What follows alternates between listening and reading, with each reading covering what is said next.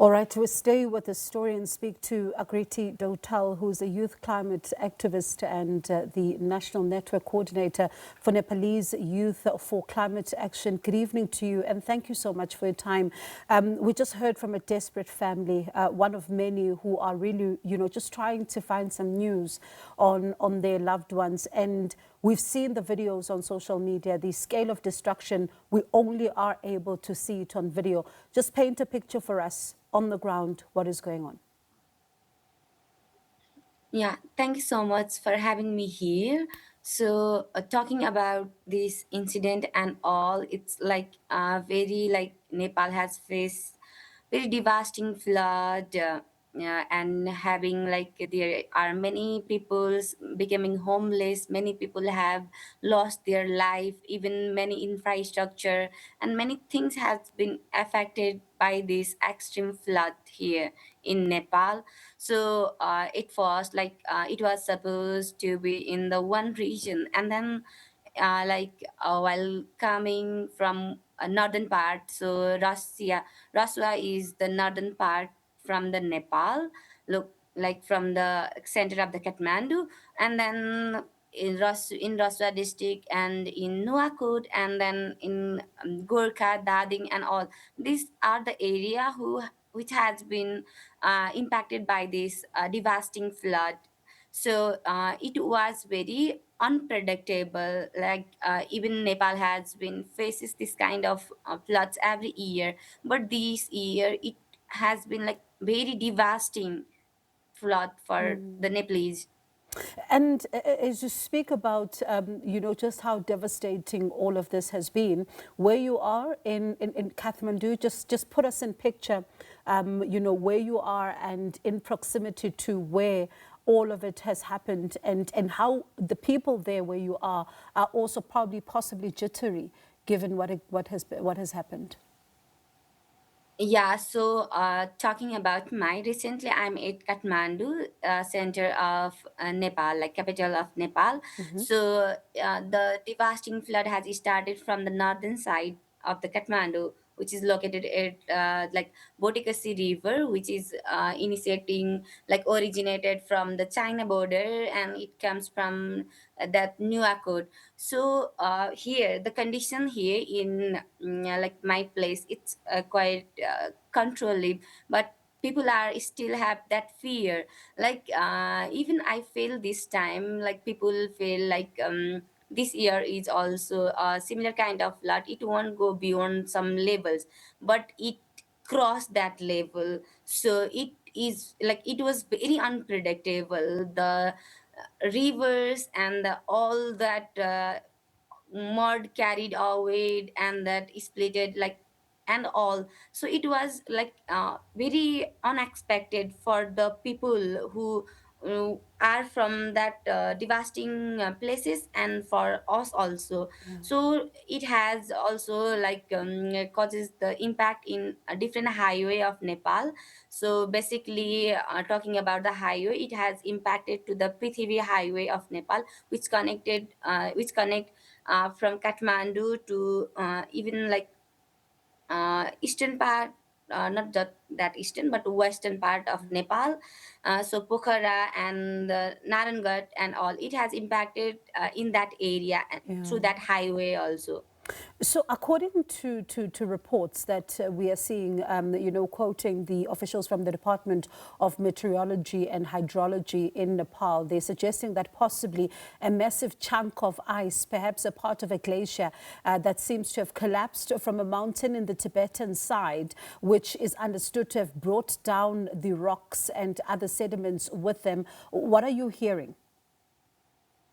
Yeah, I also heard similar kind of things. Like it might be caused by that glacier outburst or debris. Yeah, even I also heard the things. Even some news was like flying, spreading the news of like earthquake before that flood and all.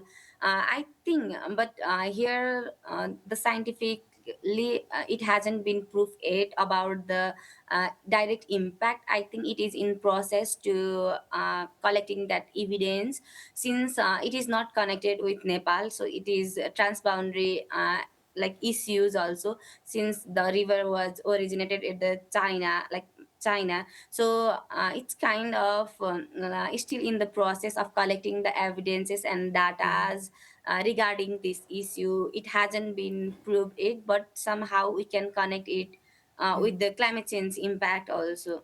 And I want us to go to that, issue of climate change. I know that the specific role of climate change in this particular event has not been scientifically confirmed. We don't know yet. But would you say, though, that this particular disaster highlights the growing vulnerability of these communities, who get to live around some of these areas, given, the scale of devastation that we're seeing right now? Yeah, so I already mentioned it is not directly it hasn't been proved yet about the impacts of climate change or not.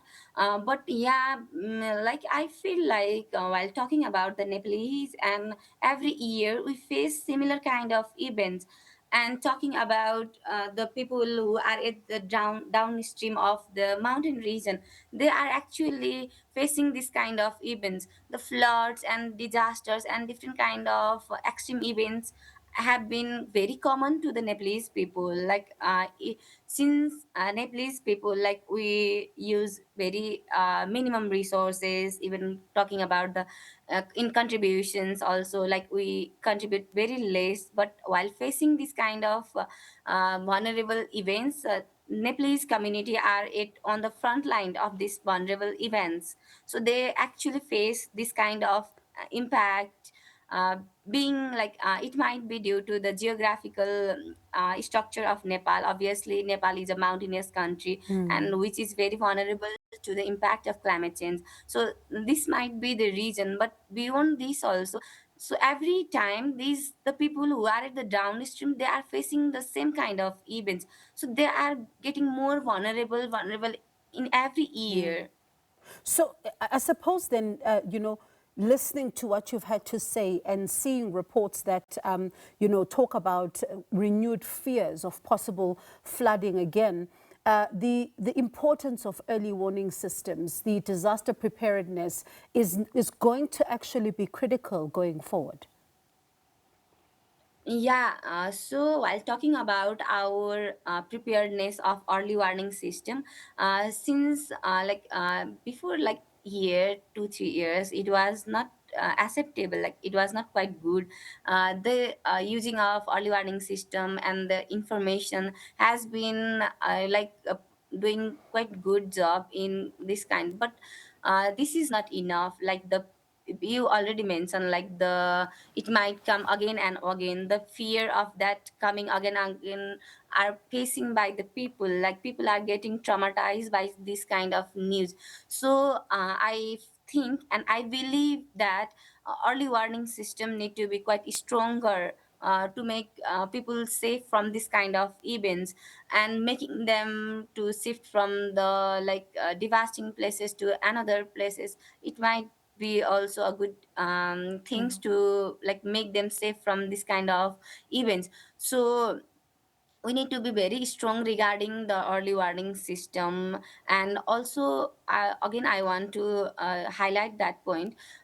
It's if it's not only the cases of Nepal, so, the river is originated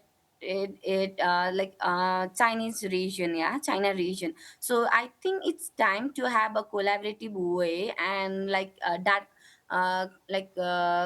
data sharing and evidence based data collecting, and making more stronger early warning system might help in this regards. Yeah, appreciate your time. Thank you for speaking to us. A difficult time, as you're describing it for us. But thank you. Thank you for speaking to us. Appreciate it. That's Aakriti Dotel, though, a youth climate activist and the National Network Coordinator for Nepalese Youth for Climate Action. You heard their desperate mother, just joining a number of hundreds of people who are waiting to hear news from their loved ones who are caught there. But in fact, Aakriti is coming to us live from Kathmandu in Nepal. So we'll continue then to keep you abreast of this particular story. It's a devastating one. We now know the death toll over 360. So certainly a lot of focus on this tonight.